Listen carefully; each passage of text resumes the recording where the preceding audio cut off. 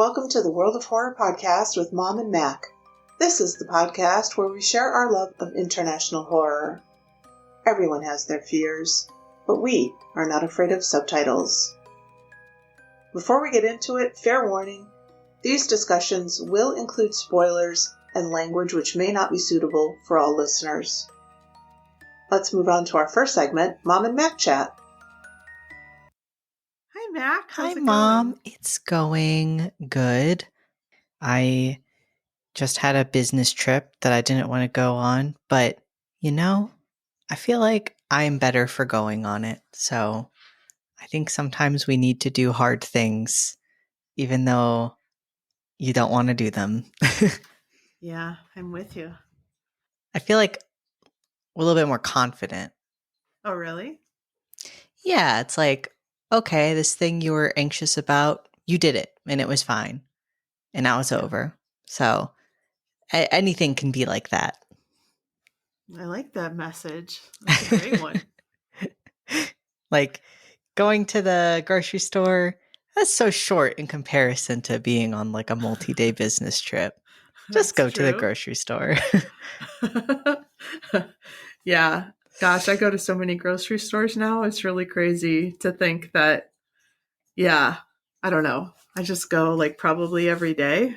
They don't freak you out? They always freak me out. Sometimes they do, but I'm on this eating plan that I've been on for a while. So it's like, I know what I need. So there isn't like a whole lot of indecision or like, what cereal do I want? Because I don't eat cereal or something like that. So it's basically like today I just went into Harris Teeter.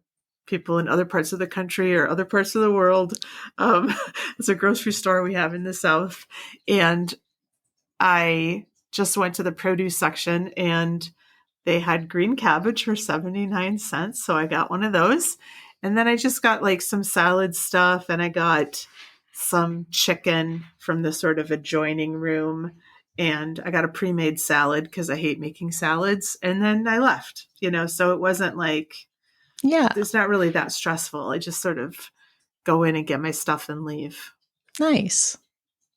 Yeah. I like, there's just something about, I know it's not like it's actually a big deal, but in the mind of somebody with anxiety, it's like the times I hate the most being in there is when it's like, I mean, also when you have a cart, it's just like, now I'm taking up so much space. Now I have to navigate being around people. Again, it sounds like really simple when you say it out loud, but in the moment, like there will be times where you're like, oh God, like, I'm going this way. And what if somebody jumps out of this way? All that will happen is you'll go, oops, excuse me. But it feels like again, saying it now, like, and I just went to the grocery store and I was fine. I think what has been helping my anxiety is learning why we get anxious. And it is true that my brain, the whatever part I forget which part it is, but the part of my brain that's like assessing danger, it's like in caveman mode. It's really like taking my tiny little social anxiety of like, oh, being in public, that's less than, ideal circumstances, and being like, let's get away so you don't get murdered by a mammoth. Like that's the way my brain is like communicating these things to me. And once I've learned that, you can kind of be like, okay, caveman brain, like just chill out a little bit. Like there's literally no harm of like getting eaten alive right now. Like just chill. It's going to be okay. Yeah. No, I totally get that. And let me be clear. There are certain grocery stores I do not go into very often, or I only go when they first open, or it's not worth it for me to go. Mm-hmm. Like Trader Joe's. Mm-hmm. What the fuck is up with Trader Joe's, man? It's so sad because I love the food I love, but when you're in there, I'm like, what the worst experience you could have in a grocery store. Much. It's tiny. The aisles are teeny tiny, but the carts are the same size. Yeah. And if you don't go literally when they first open at 8 a.m. or 9 or whenever it is, you're going to be jam-packed with a bunch of... Where did they all come from? It really is at any time. I've never seen Trader Joe's empty. I've only ever seen it where you have to also wait. There's like, there's like 8 people scanning, available, but they're all full. And then you're like, where does the line even begin? Yeah. Yeah, and then you sort of stand there like lost, until someone's just like, ma'am, come on Yeah. over here. Come over here. Yeah. Or sir in your case. Yeah. Well, it depends on the day. I know. That reminds me, I just also have a thing, like maybe even more stressful sometimes is when I'm in a public space with another human who doesn't have the same radar as I do. And in my brain, I'm like, you're breaking the rules. Like, you're going to get us all caught. Like, for my, during the trip, we had to do this team dinner thing. And so it was at Dave and Buster's. That was actually the most fun I had. But in the beginning, we got there super early because my nice coworker who drove us assumed there would be more traffic. And so at the start, we're all sitting at the bar. He bought everyone around. I was like, Diet Coke, please. And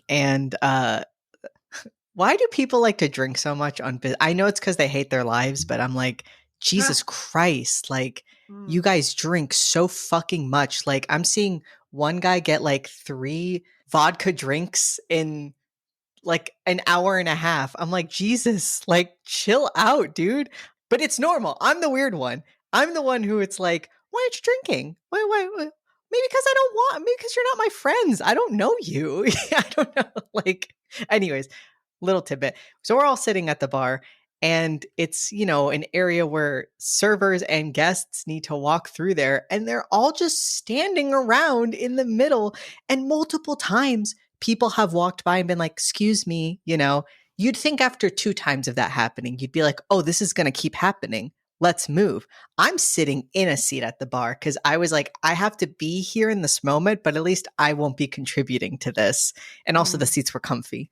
But yeah, so that was the most stressful part of the night was just me thinking like, when the fuck are they going to move? Like I don't feel like I can just say, hey guys, can you like move? But I want to. And the employees are too nice. They're not saying it. And so I would just see people from like, a few yards down. I'd be like, it's going to happen again. Cause to me, I just hate when it's like, I know this is rude. I would never do this. I'm not rude, but I am doing this because I'm privy to this, Does that ever happen to you?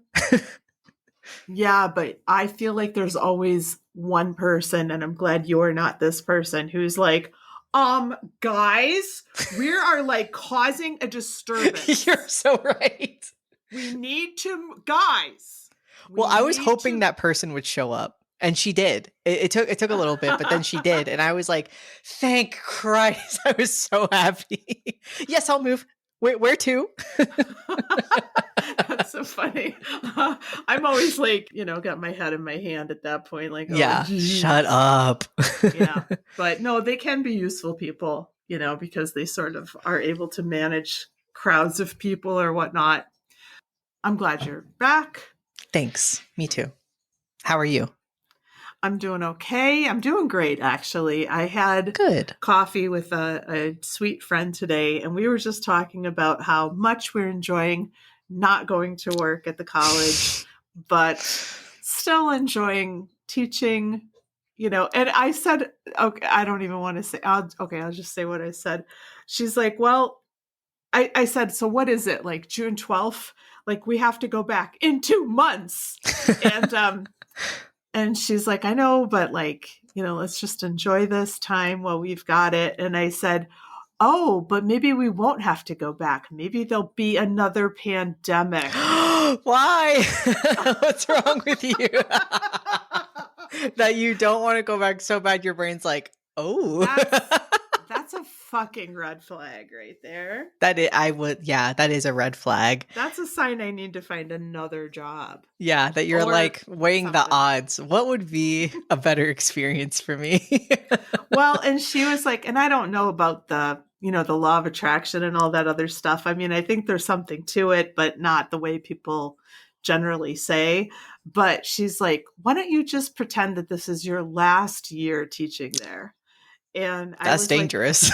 I kind of am. Yeah. Like every time I'm like, oh geez, oh no, it's gonna be July and then it's gonna be August. I'm like, yeah, but it's your last year. It's my last year. I can do one more year. Yeah. Okay. Wow. It's amazing you say that because I feel like I've been doing that like too with something else that I don't want to do. And man, that really is a very big sign for because there's just, life is life. And sometimes, there's things that you sign up to do.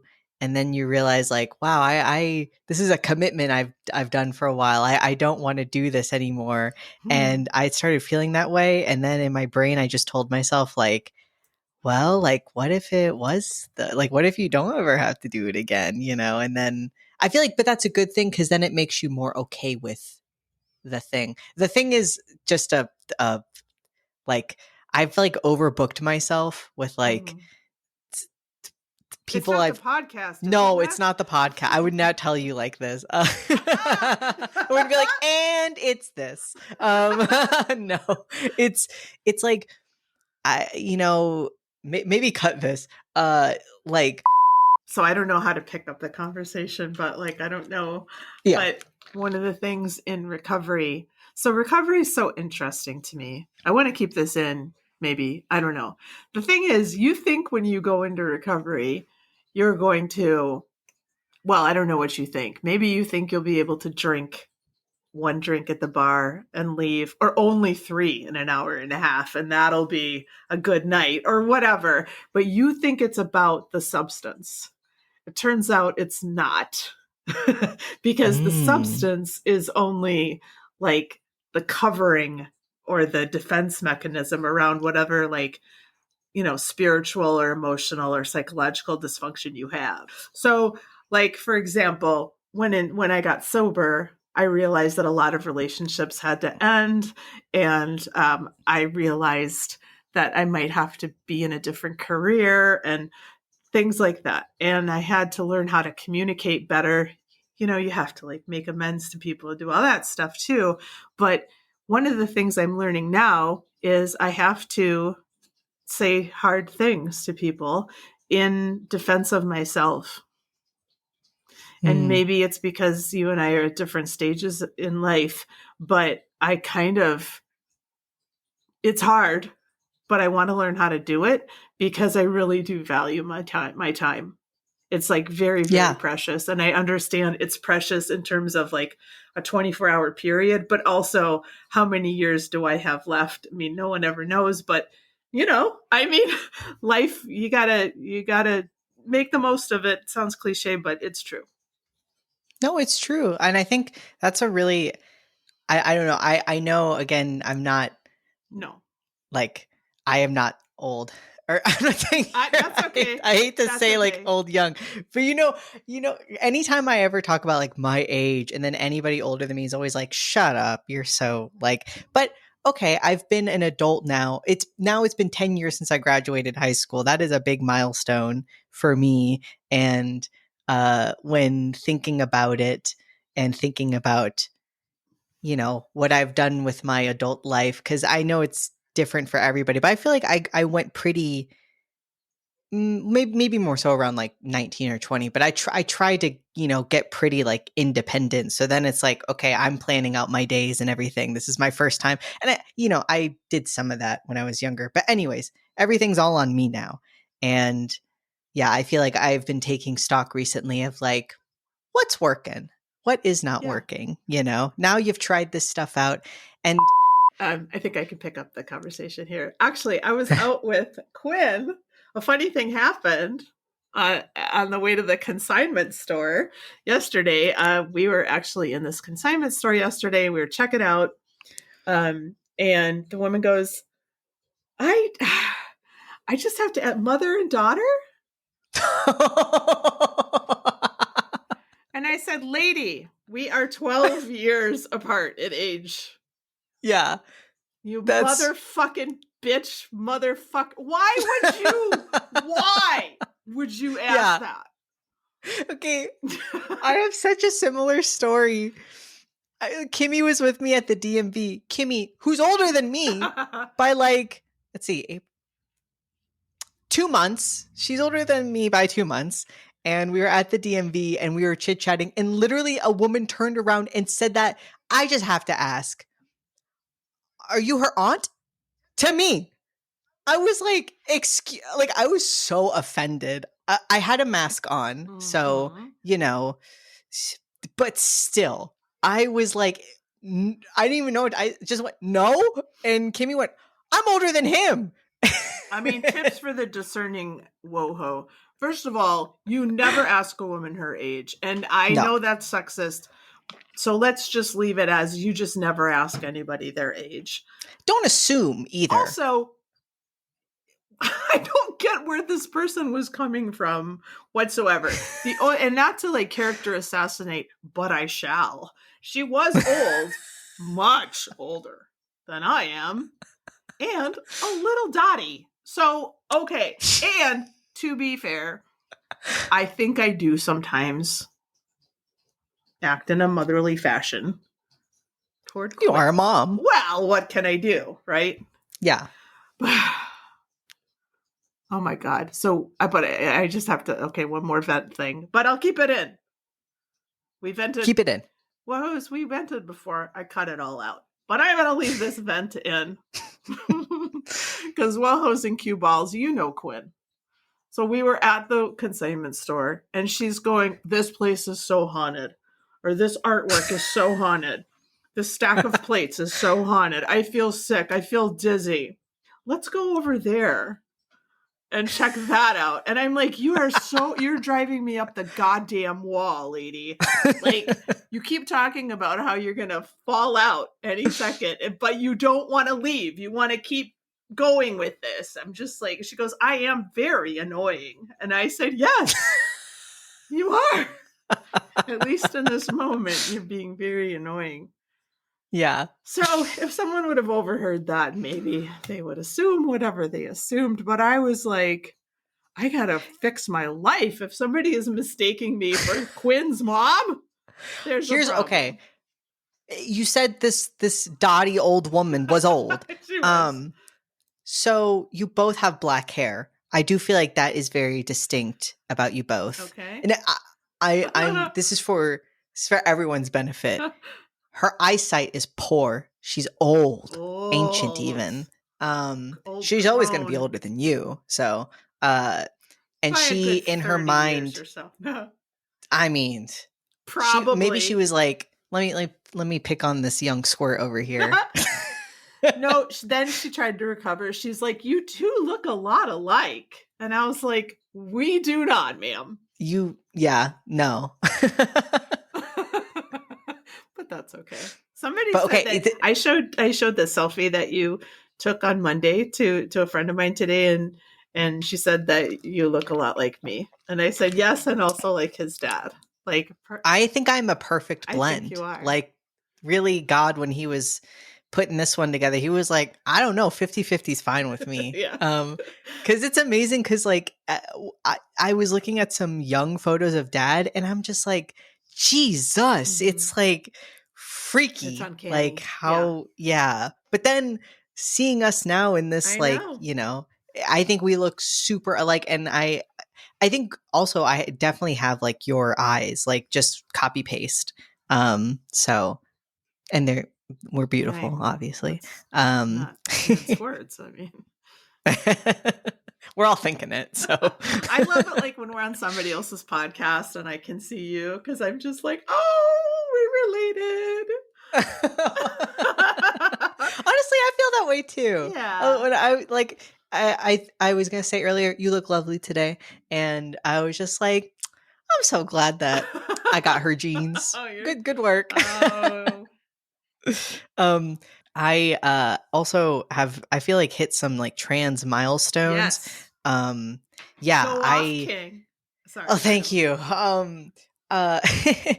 And now my perception of myself is really shifting, and it is very interesting because like in a way, I think, okay, because I was on this business trip and I have no idea if any of these people know that I'm trans.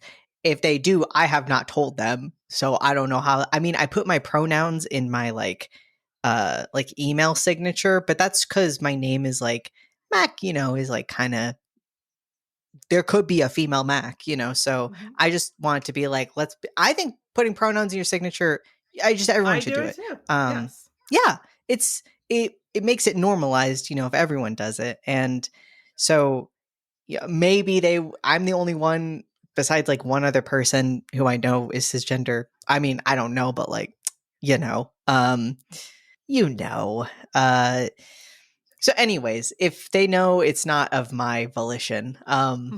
And I don't think they know because on this business, here's some milestones I had. I'm like solely using the men's bathroom now, which Wow. feels good because I I did a lot of research. Many men do sit to pee, so there you go. That's not, for a little bit I was kind of like, is this just like totally weird? The thing is that is still weird is urinals. I don't get it. I don't like it. When you walk into a room, your eyes are like, let me see what, every bathroom's fucking different. So if I just happen to look left when I'm looking for the stalls and I just see a guy and I just know his dick's out, I don't know. It freaks me out. I don't like it, especially when you make eye contact. Then it's like, sorry, like I didn't want this to happen. Maybe that happens in the women's bathroom if there's a crack in the door, but we both understand like this was never meant to happen. No. Like it's okay. I'm used to a women's bathroom. They can still be disgusting women's bathrooms, yes, but men's, make that times two. Like you're that much more likely to see a disgusting situation. Um so I'd rather be in the women's, but I feel more comfortable there now. That's a nice thing. Mm. And then somebody told a transphobic joke in front of me. So I was like, you definitely don't know. Okay. Don't say that. um, I was with two men who did like a sexist joke, that Hey. I don't think they would ever say in front of a woman. So I was like, whoa, okay. And then I had a child say, is that a girl? And I was not offended because I have read about that so much of people being like, well, kids just say what they think. Mhm. So in a way, I've been like always waiting my whole trans life for this. And so I was like, nice. I'm all cool with it. I know when you sent me that earlier today, I just like got a little like choked up because you're like, I've been waiting my whole life for this. I mean, yeah, I've just read it a lot, and you're like, oh, I wonder what that's like, and Oh, so then my perception is different now because, I mean, oh, and yeah, I was gonna say, I still prefer being around people who know I'm trans because what I want to say when I come back from the bathroom is like, oh my god, men's bathrooms, they're so gross. But if you just say that to a bunch of people who think you're a cis guy, they'd be like, yeah, okay, yeah. like as We as all know compared to that. what? Yeah. Yeah, As, duh. as opposed to what? Yeah, exactly. What do you mean? What are you comparing this to, sir? So, like, don't want to do that. Because the thing is, if they knew, that's fine, but it's like it's not their business. So No. I'm not like gonna be volunteering this information to them. But it's just weird to know that this person sees you Yeah. as this way, because everybody who knows me and loves me in my life, knows that I'm trans. So I can talk about things like that. I can talk about my real experience. So yeah, that is weird. Like, I feel like I've hit three phases of like people talk to you thinking you're a woman, people talk to you knowing that you're trans, and people talk to you thinking you're a cis man. And they're all three incredibly different. Yes. Um, which is very weird. Like men, I just realized how much that they treated me when I was, viewed as like, pretty lady. They would just treat me like how you treat a child. Right. Like it is so, and you don't, like, this, that people are treating you like when you're like, I'm a woman in society, like, this, but until you really feel that shift, you don't like know, capital K, know that that's what's happening. Um, and it's very odd because it's less personable, but there is a lot more respect. Like when people, talk to you like a man. I wish there were a place that was just trans people. Do you ever wish Hmm. that? Just even No. just to visit. Like, I don't know, just like, okay, maybe I don't know. I just, because when just as you were saying that stuff about like the way women are treated in society, and it's like, that as a woman, but then I think like, what would it be like to be in Iceland, where like Hmm. almost everybody in the government is a woman, and women, when they go on their like legislative floor to make a speech, they don't, they go up breastfeeding their child, and it's just like, Yeah. women are just people in society. They're not this like weird class that we treat in this really certain weird way. Yeah. I I would more rather just be in, I mean, not specifically Iceland, I guess, but like just more so a place like that where it's like I still like, I don't know. It's, well, most of the people I know in my life are like cisgender. I have friends who are cis, okay? I can say these things. Um and like I love them, and yeah, I more so, you just want to be in a place where people aren't just like Right. fucking weird, Yeah. and don't obviously have a lot of internalized bullshit about men, about women, about themselves. Like that would be great. Just Right. none of that. Um, cause I, okay, again, I don't know if this is really what happened, but I'll paint you a picture.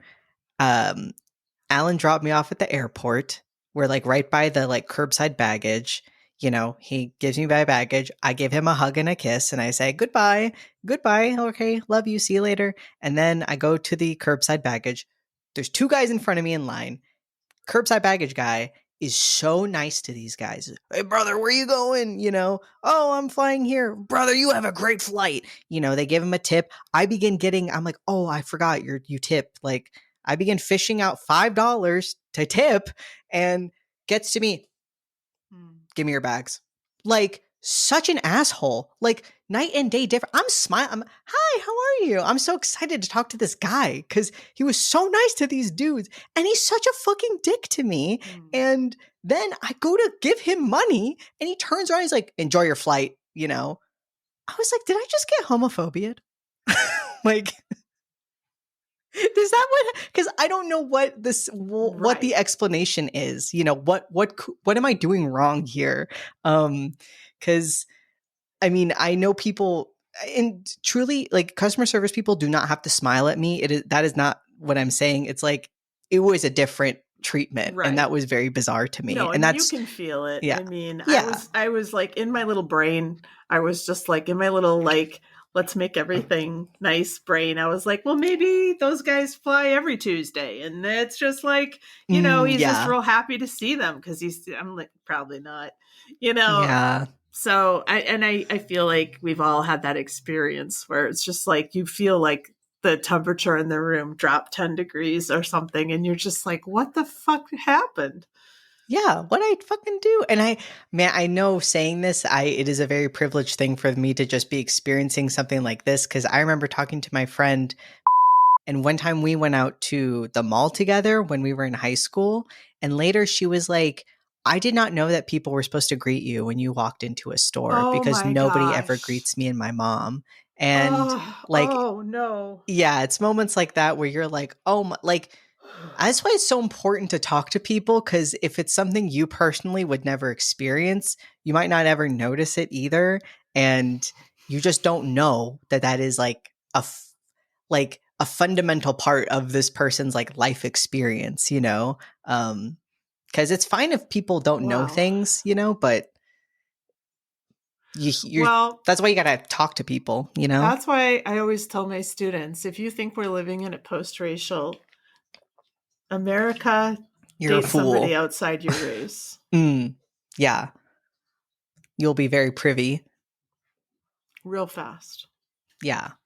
So, all that to say, I mean, that was like the most minor thing. And I know it's like, next level. You know, I am white, so, you know, Right.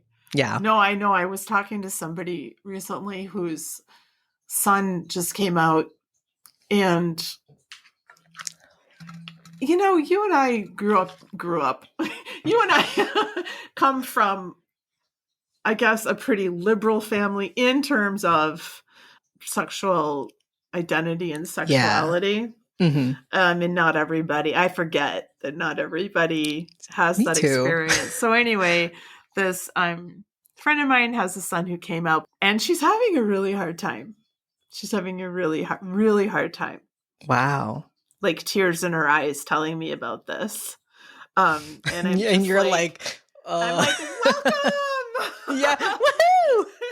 Come on under the tent. I mean, there's lots of room here. I feel closer to you, you know. Yeah. I'm so excited. I'm like, congratulations. So How you're supposed to react. This is why I have curated my social circle. I remember now. I think it's a really good thing to to recognize. Can't we just all understand that we're just people? Yeah. That's it. No one's better than anybody. No one's worse than anybody. Like, how is that so? I don't get it. I just don't get why that's hard to understand. Sorry, I'm on a soapbox and I need to get off it because I know I have blind spots too. But we're not here to talk about my moral deficiencies. We're here to talk about eXistenZ.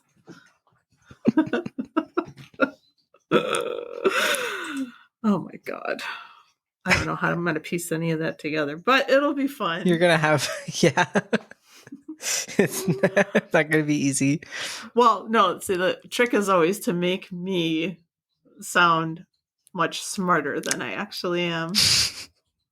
Just don't make me sound dumber. No.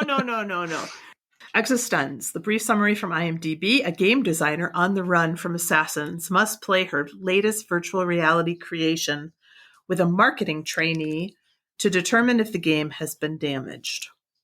This is written and directed by David Cronenberg, and it stars Jennifer Jason Leigh, Jude Law, Ian Holm, Don McKellar, Callum Keith Rennie, Sarah Polley, Robert A. Silverman, Christopher Eccleston, and the wonderful Willem Dafoe. Cinematography is by Peter Shushetsky, edited by Ronald Sanders, and it was released on April 23rd, 1999 in North America and April 30th, 1999 in the UK, and it has a running time of 97 minutes. How did you feel about this runtime, Mac? It felt longer than 97 minutes. Maybe I just really felt those 7 minutes. But I'm still glad it was 97 minutes. Yeah, what if it was 13 minutes longer? Nightmare. Okay. So I just watched this recently, like I think yesterday. So I think I can talk about this somewhat intelligently. I did look up some stuff online. I usually do. And I found this really wonderful couple of graphs. I'm going to see if you can read them. Can you sort of see the top one? Uh-huh. Okay.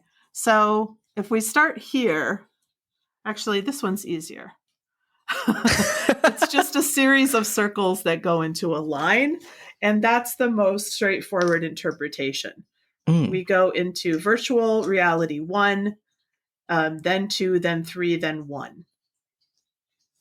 So that's like the most straightforward way of reading this movie. Another way is to think that the virtual reality is actually affecting the reality. And so we can talk about that once we get into it. But I like that. I like graphical representations of information because sometimes it's difficult for me to conceptualize these like abstract concepts, especially when you're dealing with like layers of reality or like, don't get me started on time travel. But anyway, in the beginning, baby Christopher Eccleston, who has a very weird accent and strange gestures, is talking to a crowd of people sitting in the pews about Antenna Research's Allegra Geller. This is JJL.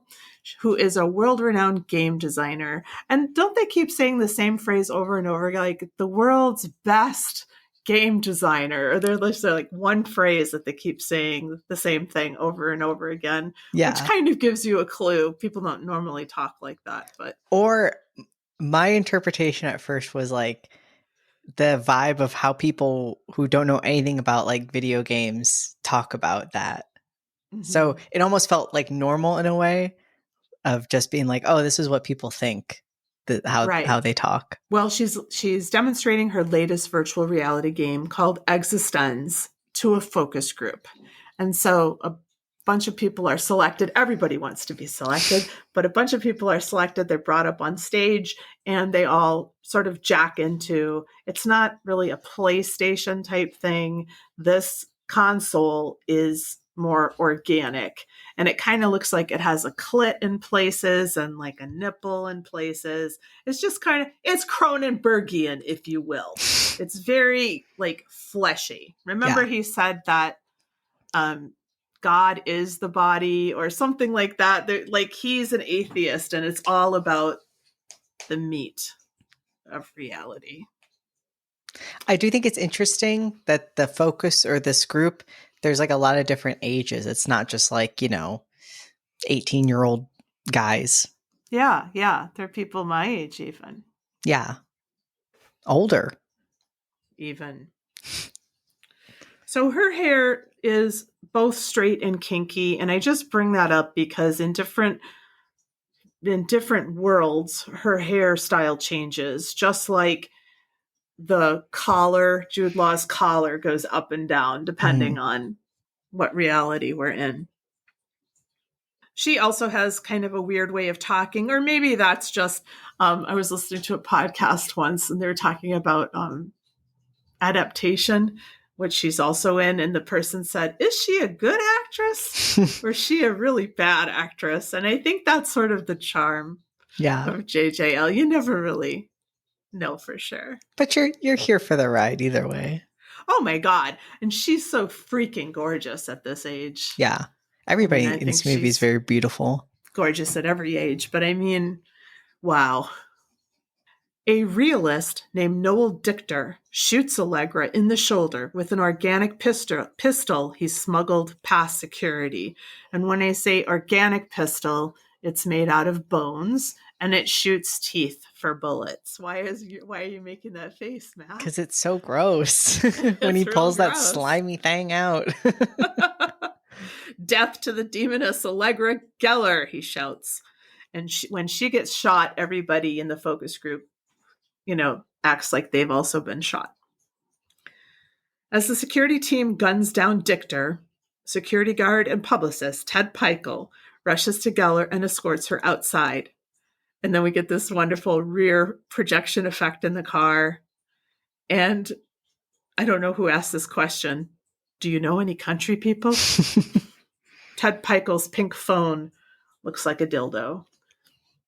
The way everybody's really awkward with like the tools in this movie. She throws the phone out the window, because they're on the run. They have to stop at the side of the road to have what she calls an intimate moment, which means that she needs him to pry the bullet out of her shoulder. He's so dumb. He's like, did somebody bite you? It's like, you were there, dude. And also, it doesn't look, maybe it is a human tooth, but why would it come off? Yeah, in a hole. Come on, weirdo. They stop at the motel, which is labeled motel. And Geller just wants to get into her game, but she says that the only way to play it is with another person. And I guess right here is a good place to mention that there's a lot of, double entendres. Everything is very sexual in terms of the language and in terms of the console. The console is sort of sexual, but then sometimes she treats it like a child. And, it is called her baby, and the console has kind of like an umbilical cord. And so there's a lot of weird stuff going on. But between Peichel and Geller, there is a lot of, I don't know, double entendre stuff. And I guess the twist is that he's sort of in the woman's role, the traditional woman's role. The acting and the like line delivery and the lines themselves do kind of feel like the plot before the porn. Yes. That's very well put. Yes. Yeah. But he's very shy, and he has, like, overtly he says things like, I have a fear of being penetrated. Yeah. And things like that. Or I'm feeling very vulnerable right now, and things like that. And it's like so overdone that I think that is important to Cronenberg for some reason, to just sort of explore these identities that we have. And it, to me, it does seem very existentialist and like a Jean-Paul Sartre. And I think we talked about this the last time, the Jean-Paul Sartre idea of playing a role in society. So I think that's the way I read it. I know there are lots of different interpretations of this movie, but that makes a lot of sense to me. Geller talks about her pod as if it is her child. She asks Peichel if he is friendly. Peichel reluctantly agrees to have a bioport installed at the country gas station, labeled like that, in his spine so that they can jointly test the game's integrity. So, yeah, sort of a science fiction trope that to play the game, you have to jack in with your body. And Allegra takes him to the gas station run by a black marketeer named Gas. This is Willem Dafoe, who deliberately installs a faulty bioport into Peichel's spine. While Peichel and Gas are sort of like negotiating how this is all going to go, Geller's outside sort of exploring the wall and sort of like her environs, and we see the two-headed amphibian for the first time. I think that the CGI effect is like very, very good for it being 99. Yeah. Gas reveals his intention to kill Geller for the bounty on her head. But then Peichel kills Gas with the bioport thingy, and the two escape to a former ski lodge labeled Ski Club, used by Kiri Vineker, Geller's mentor. This is Ian Holm with a weird ass accent. It's like, I don't know, it's Russian-ish. Yeah. It's not really, not a real accent. Vineker and his assistant repair the damaged pod, and it's pretty gross. It's got like flesh and teeth, in it. It's pretty nasty. It's kind of where a tail would go, also, like the lower back.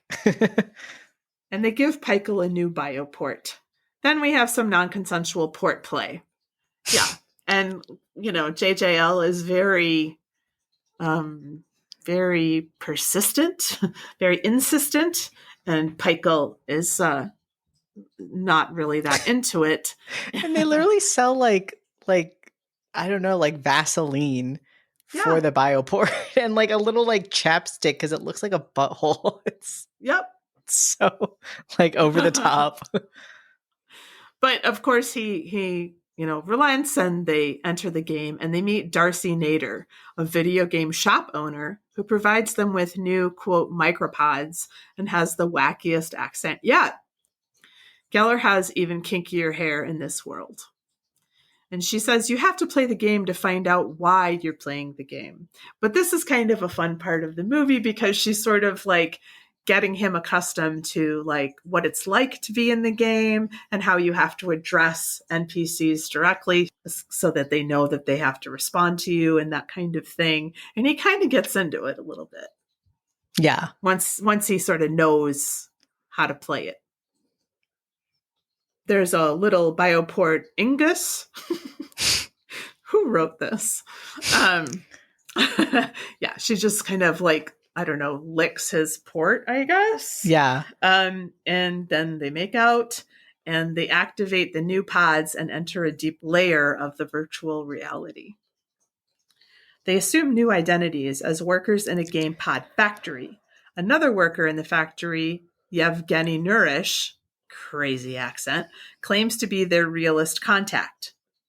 And he tells them that they have to go to the Chinese restaurant and they have to order the special. And maybe the most problematic scene of the film, we go to the Chinese restaurant and Nourish, let's see, and yeah, right. So in my notes, I wrote, reminds me of J.P. Sartre and Bad Faith. eXistenZ is paused.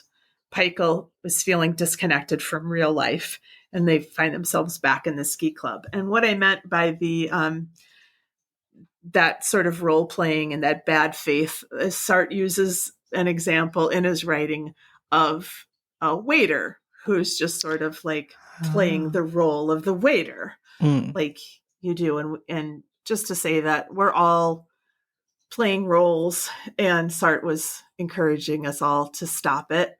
Okay, when they end up back at the ski club, Peichel is starting to question reality. He's sort of starting to lose the plot a little bit, and he's not sure what's real and what's not real anymore. Back in the game, Peichel does get the special. He was told not to let the waiter, to force the waiter basically to bring the special. It doesn't look very special. It looks pretty disgusting. And Geller is having a little trouble. She's kind of nauseated. But Peichel starts rifling through this like weird looking. They explain that it has been. It's the two-headed amphibians, the mutant amphibians are what make up the dish. So he's like sort of rifling through this mess, and he starts picking out these bones and putting together a pistol. And it has been explained that when you're in the game, your character has certain urges that you have to follow, or it's better for you if you do follow them, because it can be kind of enjoyable. And if you fight, I mean, they're going to come anyway, so you might as well go along for the ride, which I also think is kind of existential in a way, because I don't know, instead of fighting, I mean, I guess that's one way of thinking about it. Well, I think I don't know, I have like intrusive thoughts pretty bad. But if you sit there and you're just like, don't think this way, don't think this is bad, you're like, thinking things is not bad. There's no such thing as a thought crime. Right. And I do think it's kind of like a douchebag kind of a thing, though. Like I remember one time in my 20s, somebody said, in 500 years, nobody's going to care whether or not we slept together, so we might as well. Fuck off. What? You're going to be that not memorable?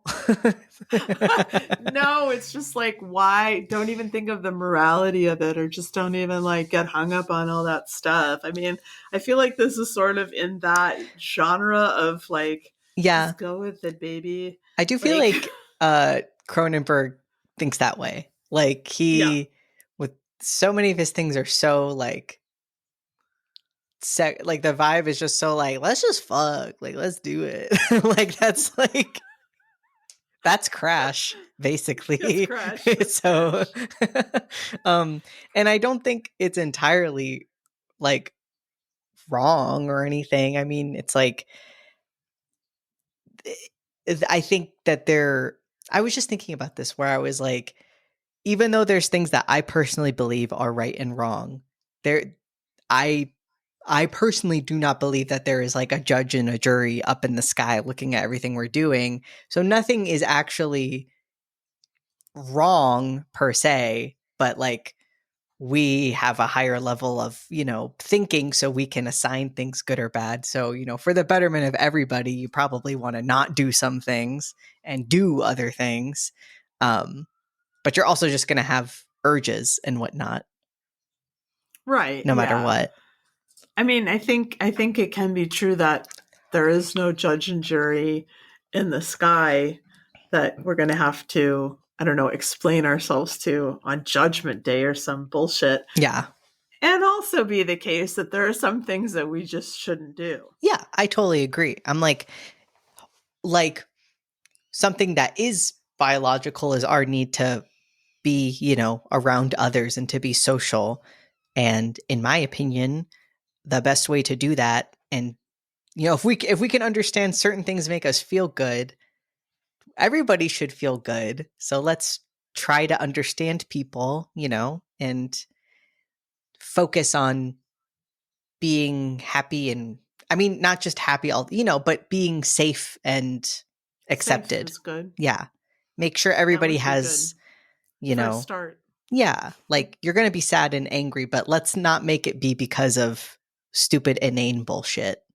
Yeah, for sure. Yeah. I think that'd be a wonderful thing for everyone to just sort of work on. Yeah. It should be like a Just make sure that lifelong thing. everybody is like, wherever you are, like, it's not your job, right, to make everybody safe, but please don't do anything that, puts other people in a position not to be safe because of you. Yeah. Do your best. Do your best. It's like a Boy Scout oath. WoHos, do your best. WoHos. Wait. Whoa. I don't know. Can't make an H. Okay. So what's going on? All right. So he's putting together this game. He doesn't know how, he's putting together this gun. He doesn't know how he's doing it, but he has a genuine game urge to kill somebody in the restaurant. And at first he points the gun at Geller, and then he shoots the Chinese waiter. And there's a discussion here of free will. He's like, there's not a whole lot of free will in your game, lady. And she's like, yeah, kind of like life. Your Honor, it was a genuine game urge. Yeah, see how far that gets you. When the pair return to the game store, there's a nod to Crash. Why? I don't know. Oh, there's a nod to Crash because one of the games is a virtual reality game called Hit by a Car. The one next to it, Fucked by a Car. That's 210. That's in a couple of weeks. All right, so Hugo Carla informs them that Nourish is actually a double agent for cortical systematics, and the waiter Peichel murdered was the actual contact. I don't know what's going on. We're both stumbling around together in this unformed world whose rules and objectives are largely unknown, seemingly indecipherable, or possibly non-existent, always on the verge of being killed by forces we don't understand. And then I think this is where she says, yeah, pretty much like life. And he says, no, what it sounds like is a game that's not going to be easy to market. And she says, but it's a game everyone's already playing. An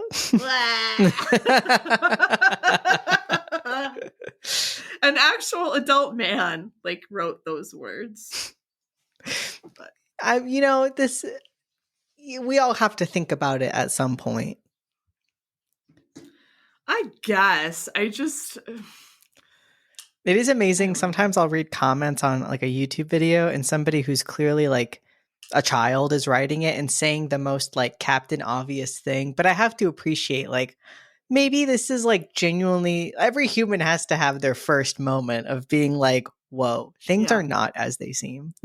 Well, and I do think that it is true that there does come a point in everyone's life, maybe several points in somebody's life, where they realize that the stuff we were, quote, programmed to believe, isn't really true, or, that life doesn't have meaning. The only meaning it has is what we attach to it. And I guess maybe this is just old hat to me, but I feel like it was old hat to me when I was 30, when I was flipping watching this film. I guess if somebody's going to have these thoughts, maybe better you make a movie. You make a cool movie with some cool actors than I have to read like the 1 millionth Reddit post of somebody saying the same thing, but acting like they're the first person who ever said it. Well, also it's kind of a cool thing. I have never shown this film to my intro students, but it might be on the syllabus in the fall. Stay tuned. At the factory, they find a diseased pod. Okay, I really don't like this part of the film, but I mean, the whole time Geller's been sort of treating her console as like her baby, and now they have found this pod, and it's it's dying, and so Geller just feels compelled to connect herself to it, Ugh. even though we know that it's diseased. I guess I think it all goes back to gas, like installing the faulty bioport in Peikel's spine. And the whole like idea was that they would like spread this like a virus, to all the other game pods. Geller quickly, like immediately, becomes ill. Peikel cuts the umbi cord, but then she's like, I'm bleeding to death. And then Nourish appears with a flamethrower and blasts the disease pod, which bursts into deadly spores. Not the spores. I don't know. Somebody says something like that. Anyway, Geller and Peikel awaken back at the ski lodge, where they discover Geller's game pod is also diseased. Okay, so what's happened now? So they were in this one layer of reality with the disease pod. Now they're in the upper level of reality, and the pod is also diseased. Geller surmises that Vinegar must have infected Peikel's new bioport to destroy her game, and she inserts a disinfecting device into Peikel's bioport. Poor Peikel. Leave his bioport alone. Unexpectedly, Carla reappears as a realist resistance fighter and escorts Geller and Peikel outside to witness the death of eXistenZ. Before Carla can kill Geller, Vinegar, who is a double agent for cortical systematics, shoots Carla in the back and informs Geller that he copied her game data while fixing her pod. She then vengefully kills Vinegar. What you say? Peikel then reveals that he himself is a realist sent to kill her. Geller tells Peikel she had known his intentions since he pointed the gun at her in the Chinese restaurant, and she remotely detonates the disinfecting device in his bioport, killing him. Geller. Suddenly, Peikel and Geller are seated in chairs in a small abandoned church, seeing rows of pews as they come to, together with all the other members of the cast, all wearing blue electronic virtual reality devices. Yeah, these kind of like cool, I don't know, Antonin Gaudi kind of like helmet structures. Thing? Yeah. Yeah, these like weird, like tiny little, I don't know, plastic devices on their heads. Not flesh pods. Not flesh pods. Definitely not.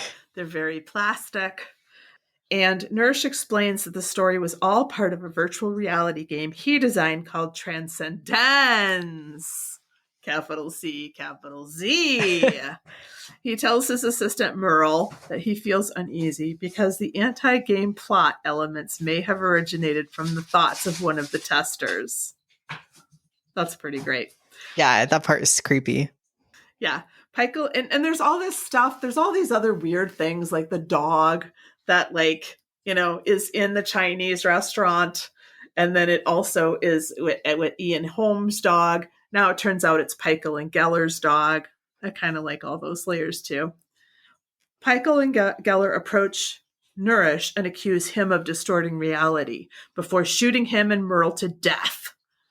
As Peikel and Geller leave, they aim their guns at the person who played the Chinese waiter, who first pleads for his life, then asks if they're still in the game.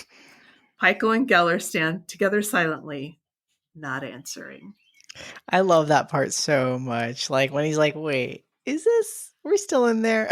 And then they just kill him. Like we can assume, right? Yeah. Now, in the end, it sort of seems like they are in the game because all the NPCs just sort of sit there frozen. They don't intervene or anything like that.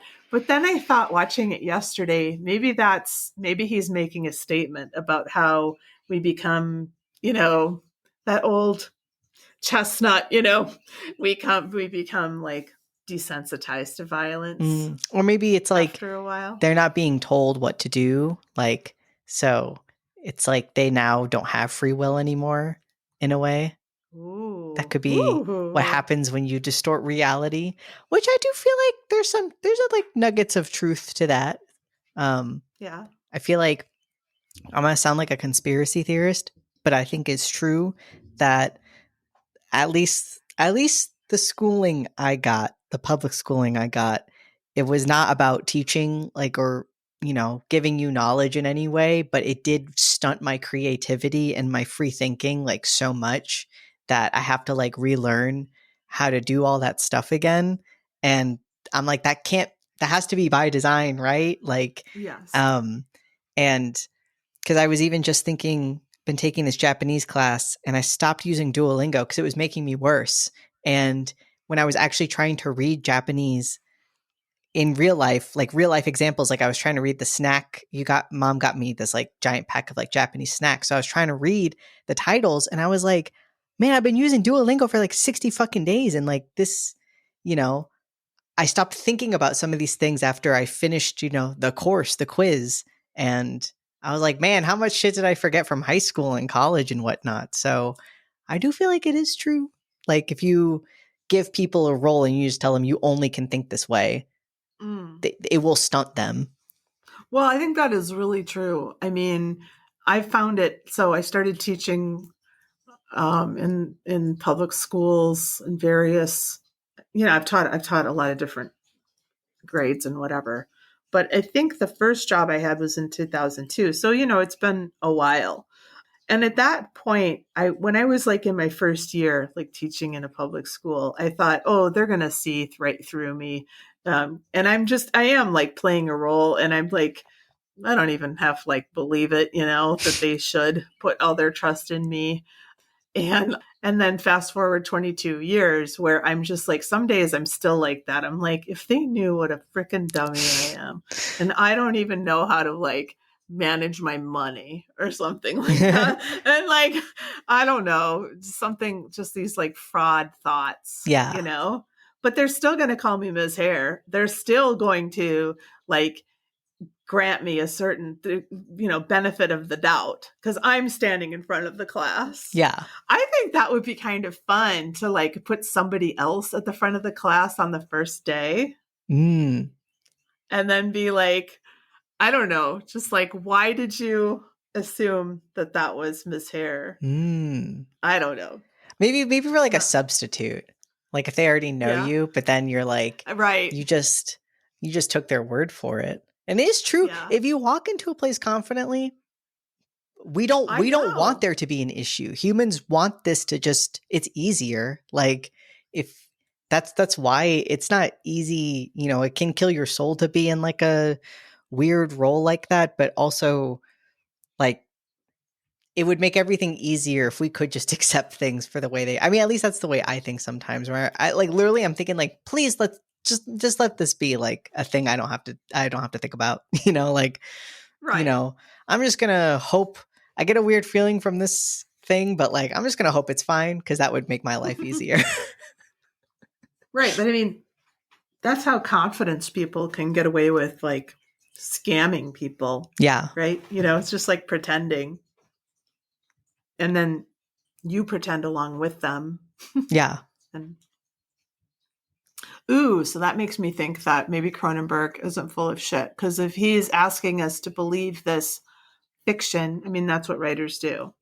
Yeah. I don't know. Okay. We've been talking for a while. Okay. Some trivia. This is David Cronenberg's first original screenplay since Videodrome, which was in 1983. So 16 years. Wow. David Cronenberg claimed his inspiration for the film was the fatwa declared on author Salman Rushdie following the publication of his book, The Satanic Verses. Do you know that reference? I've heard that name, but I can't think of it off the top of my head. Okay, yeah. So basically, a man wrote a story that some people thought was sacrilegious, and they like literally declared a fatwa against this guy. Damn. And he had to go into hiding. Wow. Yeah, I know. Jesus.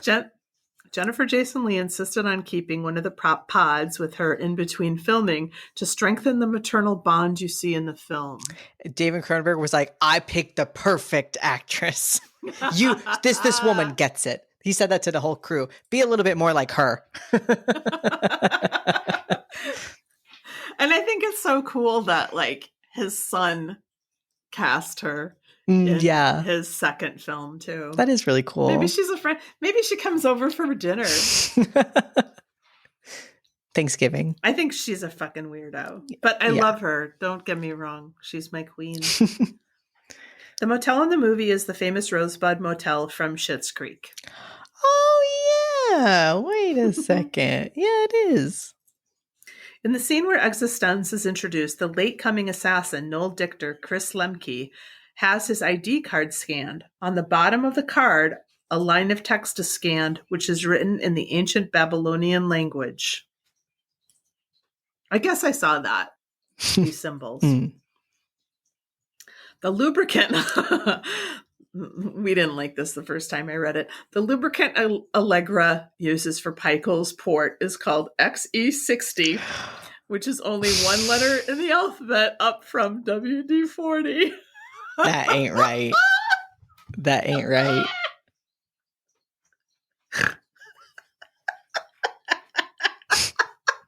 I hate it so much. He's such a freak. Thank God. What does Letterboxd have to say about it? Syphilis Hill gave it Syphilis? Sisyphus.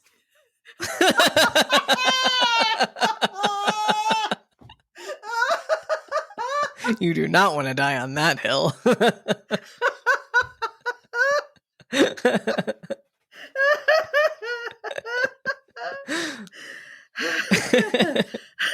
Thank God you're here, Matt. Oh, man. It's like Cronenberg has a pulsating string that goes from disgusting to erotic, and he plays it like a fiddle. That was a disgusting way to put it, but you're right. Lily/Leland gave it 5 stars. Almost said 6 stars. Wow. What if we made video games wet and gooey and bloody and fleshy and bony and also real? Paul Jones gave it 5 stars. Jennifer Slason Lee. Okay. All right. Wait, I have a really quick thing. I got yassed on the airport. This flight attendant was like normal to I wasn't even mad. I was just confused at first, but this flight attendant was normal to everybody else that she asked if they wanted a drink. Then when she got to me, I was like, yeah, can I get a Diet Coke? She goes, yes. Okay. Ma'am, it is like 10 p.m. Please do not yass me on this plane. And she's like, do you want a snack? Yeah, I'll take a cookie. Okay. I was like, what is happening right now? And the next person, hello, sir, would you like a drink? Here you go. Thank you. Nice. Julia gave it 1 star. Nasty ass, horny ass, Inception ass movie about a forbidden second butthole. It's so funny that could have been a 5-star review. W.A. Mozart gave it a 0.5 star. Can someone shoot me, please? My brain just got seriously infected. You mean your bioport? Your bio-brain port? No Get Dumped gave it a 0.5 star. You lied, Jesper. This was not a good movie. These are my favorite types of reviews that are at one person. Just imagine Jesper seeing it in their feed like, oh. Oh. So, why don't we rate this in bioports? Nope. I don't want to. No, I don't. Okay, no, bioport chapstick. No. Okay. You first. 5. 5 tubs of chapstick. Tubs? I mean, excuse sticks.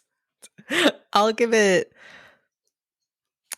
4 1/4. I got 4, luckily, because I'm almost out of my 5th one. Those are all for Willem Dafoe, though, right? Yeah. If he wants them, I'll be his chapsticks No, keeper. I mean, that's Oh, why you're I getting see the what movie. you're saying. I was like, for Willem Dafoe's bioport? Okay. No, I do like it a lot. I think just it it's just not 5 chapsticks to me, but I still love it. Mm-hmm. Yeah, I think there's like a very large nostalgia factor for me. I mean, I watched this a ton when it came out. So That's valid. all right, what have we learned from this film, Mac? Nothing is real. Actually, I don't like that message. So things are very real and they do have consequences. But you should Oh, think yeah. about, rules and why do we follow them? And No, yes, I agree. yeah. But I hate any message of like nothing matters. Things do matter. Please, like it matters to someone. Yes. So, it doesn't make me, whenever people are like, the Yeah. universe is so big, nothing matters. I'm like, it's just, yeah, it does though. So like, that doesn't make me Yeah. feel better. But yeah, I think it's important to distinguish, I don't know, I guess, like, or to ask anyway, like, who's making the rules? Yeah.